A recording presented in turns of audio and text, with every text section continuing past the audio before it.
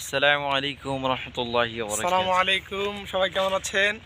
আলহামদুলিল্লাহ, আল্লাহর অশেষ রহমতে আমরা ভালো আছি। দুজন ফ্রেন্ড বা জাটাতো ভাই আবার চলে আসলাম আমরা। সো আজকেও সেম টাইম বা শীতকাল যেটাকে আমাদের বলা হয় গ্রামাঞ্চলে শুক্রবার খুবই জুমার দিনে। কুয়াশা। গত সপ্তাহে যে আমরা লাইভে আসছি, আজকেও আসছি। সো আজকের জুমার দিনে আমরা শুরু করছি ফজরের নামাজ পড়েই।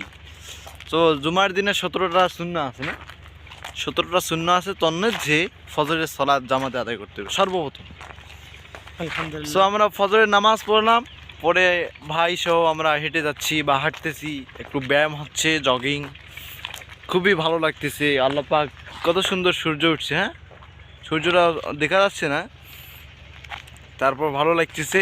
তার মাঝে কুয়াশা রয়েছে, খুব ভালো লাগতেছে, আমাদেরকে ফিল করতেছি আমরা দুজনেই ফ্রেন্ড, পাশাপাশি বন্ধু।